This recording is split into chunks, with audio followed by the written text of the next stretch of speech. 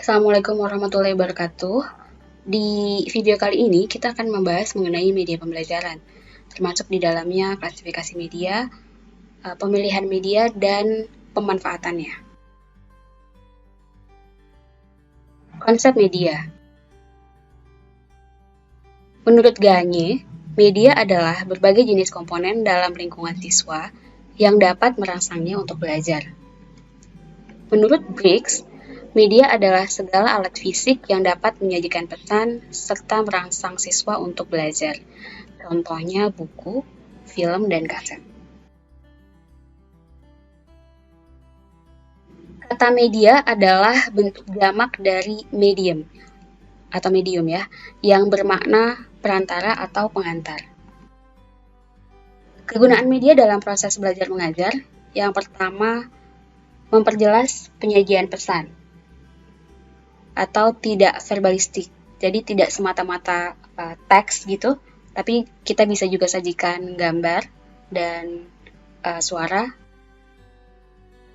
Kemudian dia juga mengatasi keterbatasan ruang, waktu, dan daya indera.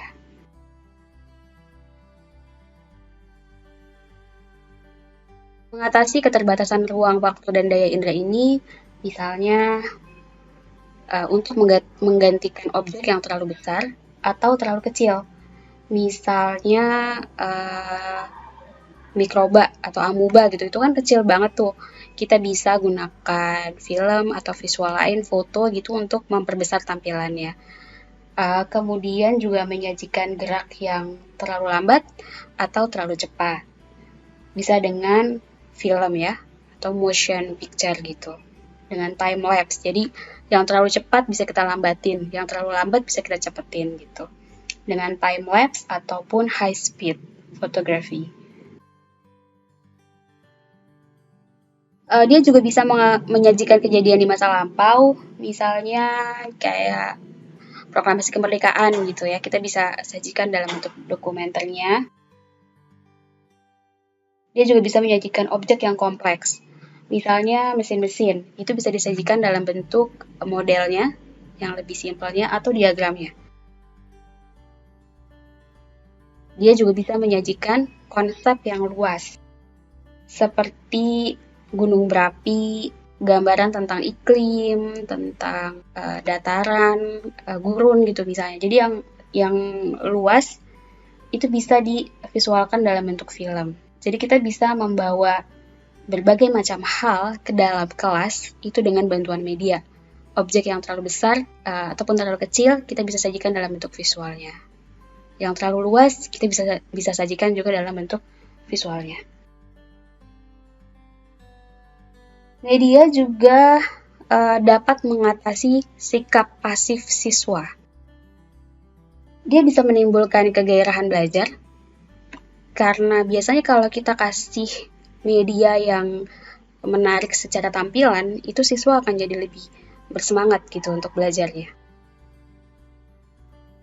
Kemudian juga memungkinkan adanya interaksi yang lebih langsung ya. Misalnya kalau kita buat multimedia interaktif gitu, siswa tuh bisa berinteraksi dengan bahan belajarnya secara langsung.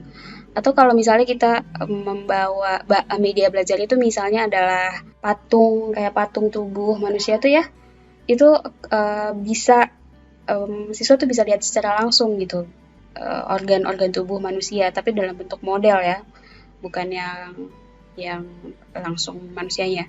Walaupun kalau mahasiswa kedokteran mungkin aja dia akan bisa melihat itu secara langsung sih ya. Kemudian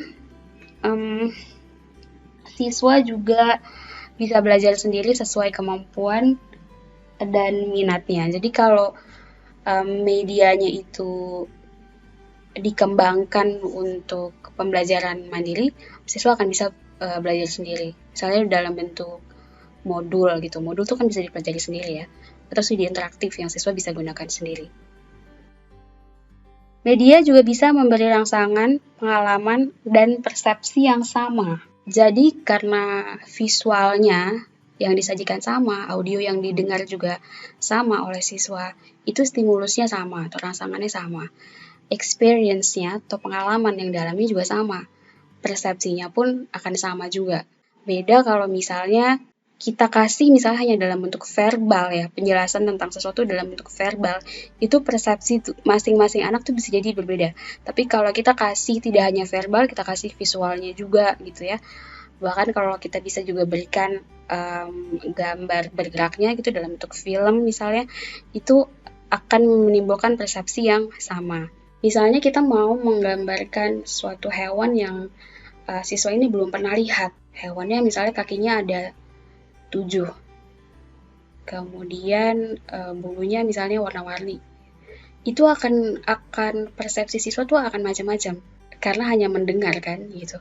Tapi kalau kita berikan juga visualnya bahwa hewan itu bentuknya seperti ini, nah itu persepsinya akan jadi sama tuh. Berikutnya adalah taksonomi media. Taksonomi di sini maksudnya itu klasifikasi ya. Jadi klasifikasi atau pengelompokan media. Ada beberapa ahli yang membuat taksonomi media. Misalnya ada Branch. Branch itu mengidentifikasi ciri utama dari media menjadi 3 unsur, suara, visual, dan gerak. Kemudian ada juga Duncan. Kalau Duncan itu, dia itu menyusun taksonomi itu berdasarkan pemanfaatan untuk pendidikan dan kaitannya dengan biaya serta penggunaannya gitu. Jadi semakin rumit jenis perangkat yang dipakai, itu semakin mahal biaya investasinya, semakin susah pengadaannya. Tapi semakin umum penggunaannya dan semakin luas lingkup sasarannya. Nah, sebaliknya, kalau semakin sederhana perangkatnya yang digunakan, itu biayanya lebih murah. Pengadaannya lebih mudah, sifatnya jadi lebih khusus, dan lingkup sasarannya jadi lebih terbatas. Biasanya yang sederhana itu yang dibuat mandiri oleh guru gitu misalnya. Penggunanya terbatas hanya oleh siswanya saja kan. Tapi kalau media yang rumit, misalnya dari suatu proyek besar yang dicanangkan oleh pemerintah gitu ya, dibikin sama pemerintah, medianya rumit dan kompleks, investasinya besar, pembuatannya juga butuh berbagai macam ahli gitu misalnya. Itu penggunaannya juga jadi akan luas. Seperti itu. Misalnya yang sekarang lagi dibuat oleh Kemdikbud ya. Kemdikbud tuh buat semacam web untuk pembelajaran Merdeka Belajar. Itu yang lingkupnya itu satu Indonesia gitu. Jadi memang digunakan lingkupnya tuh besar sekali. Pengadaannya pun juga biayanya juga besar gitu ya. Kemudian ada juga menurut Briggs. Briggs itu membagi media jadi 13 macam. Ya. Nah, nanti kita lihat di bawah tuh ada ininya. Ada juga menurut Gagne itu membaginya menjadi 7 macam media. Nah, ini yang menurut Briggs ya. Briggs itu menghubungkan antara medianya yang sebelah sini tuh dengan karakteristik siswa, persyaratan, materi, dan transmisi. Kemudian kalau Gagne itu, dia itu mengklasifikasi media menjadi 7, dikaitkan dengan kemampuan memenuhi fungsi.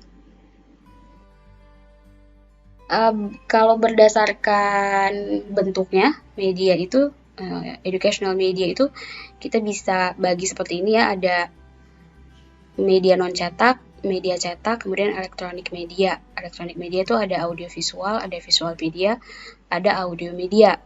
Print media itu sebetulnya visual juga ya. Ada book text, ada non-text, jurnal, koran, majalah, poster, dan handouts.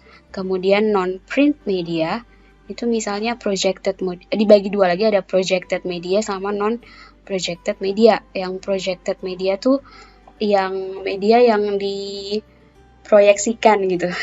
Misalnya film, kemudian OHP ya, OHP, film strip, slides tuh zaman dulu tuh ada slides gitu ya, itu diproyeksikan. Ada OPEC tuh kayak OHP juga, cuman dia kita bisa nampilin seperti foto gitu, kemudian itu bisa diproyeksikan ke tembok atau ke papan tulis ya.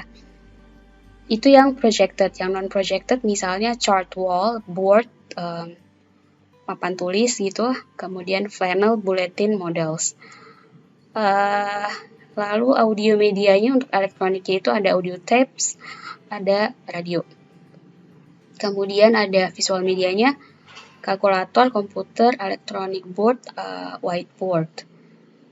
Tapi ini maksudnya whiteboard elektronik ya, whiteboard yang elektronik. Audio visualnya ada television, TV, video tapes ya, kemudian film.